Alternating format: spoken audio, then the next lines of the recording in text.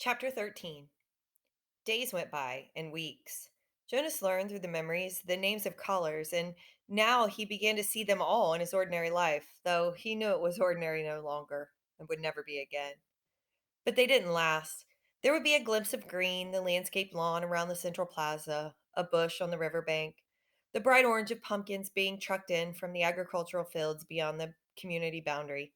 Seen in an instant, the flash of brilliant color, but gone again, returning to their flat and hueless shade. The giver told him it would be a very long time before he had the colors to keep. But I want them, Jonas said angrily. It isn't fair that nothing has color. Not fair? The giver looked at Jonas curiously. Explain what you mean. Well, Jonas had to stop and think it through.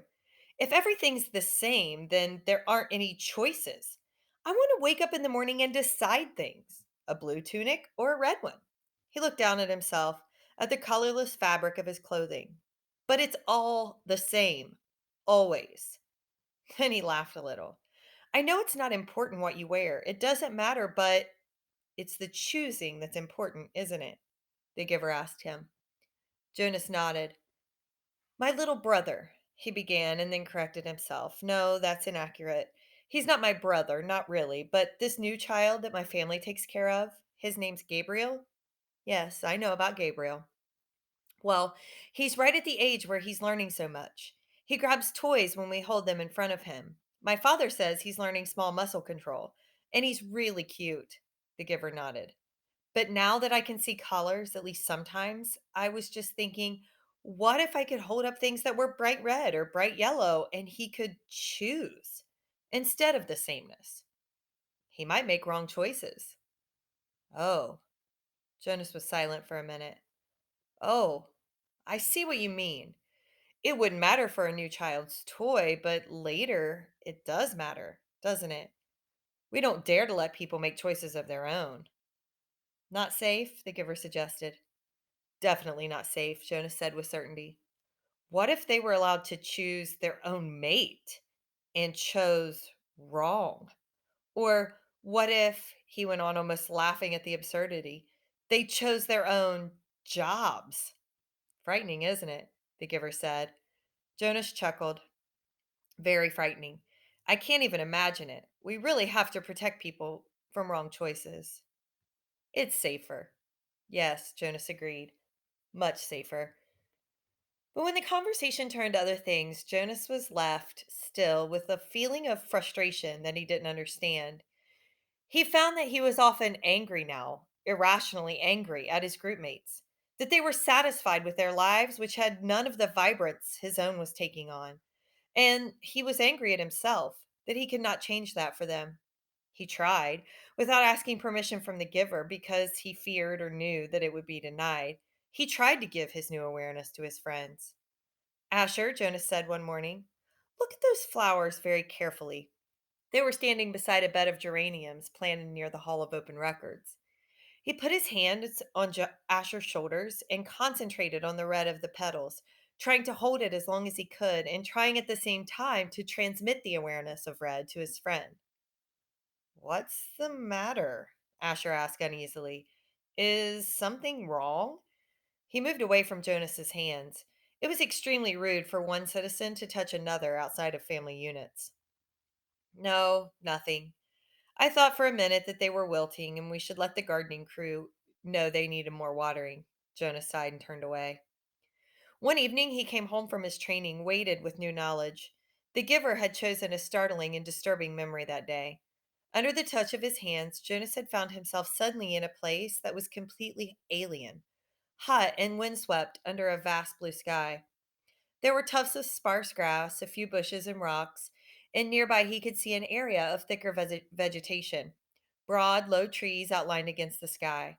He could hear noises, the sharp crack of weapons. He perceived the word guns, and then shouts and an immense crashing thud as something fell, tearing branches from the trees. He heard voices calling to one another. Peering from the place where he stood, hidden behind some shrubbery, he was reminded of what the giver had told him, that there had been a time when flesh had different colors. Two of these men had dark brown skin, the others were light.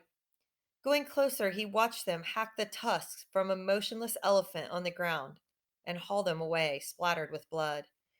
He felt himself overwhelmed with a new perception of the color he knew as red. Then the men were gone, speeding toward the horizon in a vehicle that spit pebbles from its whirling tires. One hit his forehead and stung him there, but the memory continued, though Jonas ached for it to end. Now he saw another elephant emerge from the place where it had stood hidden in the trees. Very slowly, it walked to the mutilated body and looked down. With its sinuous trunk, it stroked the huge corpse. Then it reached up, broke some leafy branches with a snap, and draped them over the mass of torn, thick flesh. Finally, it tilted its massive head, raised its trunk, and roared into the empty landscape. Jonas had never heard such a sound. It was a sound of rage and grief, and it seemed never to end. He could still hear it when he opened his eyes and lay anguished on the bed where he received the memories. It continued to roar into his consciousness as he pedaled slowly home. Lily, he asked that evening when his sister took her comfort object, the stuffed elephant, from the shelf. Did you know that once there really were elephants? Live ones? She glanced down at the ragged comfort object and grinned. Right, she said skeptically. Sure, Jonas. Jonas went and sat beside them while his father untied Lily's hair ribbons and combed her hair. He placed one hand on each of their shoulders. With all his being, he tried to give them a piece of the memory, not of the tortured cry of the elephant, but of the being of the elephant, of the towering, immense creature and the meticulous touch with which it had tended its friend at the end. But his father had continued to comb Lily's long hair, and Lily, impatient, had finally wiggled under her brother's touch. Jonas, she said, you're hurting me with your hand. I apologize for hurting you, Lily, Jonas mumbled and took his hand away. Accept your apology, Lily responded indifferently, stroking the lifeless elephant. Giver, Jonas asked once, as they prepared for the day's work. Don't you have a spouse? Aren't you allowed to apply for one? Although he was exempted from the rules against rudeness, he was aware that this was a rude question, but the giver had encouraged all of his questions, not seeming to be embarrassed or offended by even the most personal. The giver chuckled. No, there's no rule against it, and I did have a spouse. You're forgetting how old I am, Jonas. My former spouse lives now with the childless adults. Oh, of course. Jonas had forgotten the giver's obvious age. When adults of the community became older, their lives became different. They were no longer needed to create family units. Jonas's own parents, when he and Lily were grown, would go live with the childless adults. You'll be able to apply for a spouse, Jonas, if you want to. I'll warn you though that it will be difficult. Your living arrangements will have to be different from those of most family units because the books are forbidden to citizens. You and I are the only ones with access to the books. Jonas glanced around at the astonishing array of volumes. From time to time now he could see their colors. With their hours together, his and the giver's, consumed by conversation and by the transmission of memories, Jonas had not yet opened any of the books, but he read the titles here and there and knew that they contained all of the knowledge of centuries and that one day they would belong to him. So, if I have a spouse and maybe children, I will have to hide the books from them? The giver nodded. I wasn't permitted to share the books with my spouse, that's correct. And there are other difficulties too. Remember the rule that says the new receiver can't talk about his training? Jonas nodded. Of course he remembered. It had turned out by far to be the most frustrating of the rules he was required to obey. When you become the official receiver, when we're finished here, you'll be given a whole new set of rules. Those are the rules that I obey. And it won't surprise you that I'm forbidden to talk about my work to anyone except the new receiver. That's you, of course. So there will be a whole part of your life which you won't be able to share with a family. It's hard, Jonas. It was hard for me. You do understand, don't you, that this is my life? The memories? Jonas nodded again, but he was puzzled. Didn't life consist of the things you did each day? There wasn't anything else, really. I've seen you taking walks, he said. The giver sighed. I walk, I eat at mealtime, and when I'm called by the committee of elders, I appear before them to give counsel and advice. Do you advise them often? Jonas was a little frightened at the thought that one day he would be the one to advise the ruling body. But the giver said no. Rarely, only when they are faced with something they have not experienced before. Then they call upon me to use the memories and advise them, but it very seldom happens. Sometimes I wish they'd ask for my wisdom more often. There are so many things I could tell them, things I wish they would change, but they don't want change. Life here is so orderly, so predictable, so painless. It's what they've chosen. I don't know why they even need a receiver then if they never call upon him, Jonas commented. They need me and you, the giver said, but didn't explain. They were reminded of that 10 years ago. What happened 10 years ago? Jonas asked. Oh, I know. You tried to train a successor and it failed. Why? Why did that remind them? The giver smiled grimly. When the new receiver failed, the memories that she had received were released. They didn't come back to me. They went. He paused and seemed to be struggling with the concept. I don't know exactly. They went to the place where memories once existed before receivers were created. Someplace out there. He gestured vaguely with his arm. And then the people had access to them. Apparently, that's the way it was once. Everyone had access to memories. It was chaos, he said. They really suffered for a while. Finally, it subsided as the memories were assimilated, but it certainly made them aware of how they need a receiver to contain all that pain and knowledge. But you have to suffer like that all the time, Jonas pointed out. The giver nodded. And you will. It's my life. It will be yours. Jonas thought about it, about what it would be like for him, along with walking and eating, and he looked around the walls of books. Reading. That's it? The giver shook his head.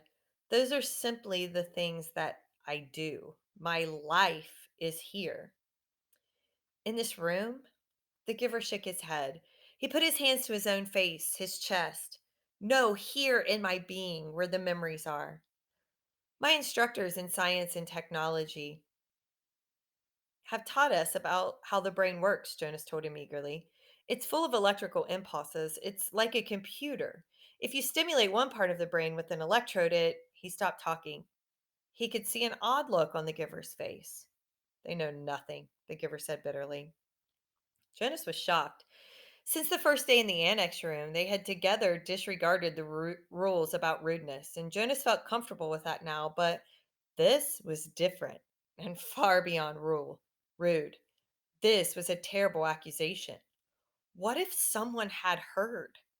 He glanced quickly at the wall speaker, terrified that the committee might be listening as they could at any time. But as always during their sessions together, the switch had been turned to off. Nothing? Jonas whispered nervously. But my instructors. The giver flicked his hand as if brushing something aside. Oh, your instructors are well trained. They know their scientific facts. Everyone is well trained for his job. It's just that without the memories, it's all meaningless. They gave that burden to me and to the previous receiver and the one before him. And back and back and back, Jonas said, knowing the phrase that always came. The giver smiled, though his smile was oddly harsh. That's right. And next, it will be you. A great honor. Yes, sir. They told me that at the ceremony. The very highest honor. Some afternoons, the giver sent him away without training. Jonas knew on days when he arrived to find the giver hunched over, rocking his body slightly back and forth, his face pale, that he would be sent away. Go, the giver would tell him tensely. I'm in pain today. Come back tomorrow. On those days, worried and disappointed, Jonas would walk alone beside the river. The paths were empty of people except for the few delivery crews and landscape workers here and there. Small children were all at the child care center after school, and the older ones busy with volunteer hours or training. By himself, he tested his own developing memory. He watched the landscape for glimpses of the green that he knew was embedded in the shrubbery. When it came flickering into his consciousness, he focused upon it, keeping it there, darkening it, holding it in his vision as long as possible until his head hurt and he let it fade away. He stared at the flat, colorless sky, bringing blue from it, and remembered sunshine until finally, for an instant, he could feel warmth. He stood at the foot of the bridge that spanned the river, the bridge the citizens were allowed to cross only on official business. Jonas had crossed it on school trips, visiting the outlying communities, and he knew that the land beyond the bridge was much the same, flat and well ordered, with fields for agriculture. The other communities he had seen on visits were essentially the same as his own. The only differences were slightly altered styles of dwellings, slightly different schedules in the schools. He wondered what lay in the far distance where he had never gone. The land didn't end beyond those nearby communities. Were there hills elsewhere? Were there vast wind-torn areas like the place he had seen in memory, the place where the elephant died? Giver, he asked one afternoon following a day when he had been sent away, what causes you pain? When the giver was silent, Jonas continued, the chief elder told me at the beginning that the receiving of memory causes terrible pain. And you described for me that the failure of the last new receiver had released painful memories to the community. But I haven't suffered, Giver, not really. Jonas smiled. Oh, I remember the sunburn you gave me on the very first day, but that wasn't so terrible. What is it that makes you suffer so much? If you gave some of it to me, maybe your pain would be less. The giver nodded. Lie down, he said. It's time, I suppose. I can't shield you forever. You'll have to take it all on eventually. Let me think, he went on. And when Jonas was on the bed, waiting, a little fearful, all right, the giver said after a moment, I've decided. We'll start with something familiar. Let's go once again to a hill and a sled. He placed his hands on Jonas's back.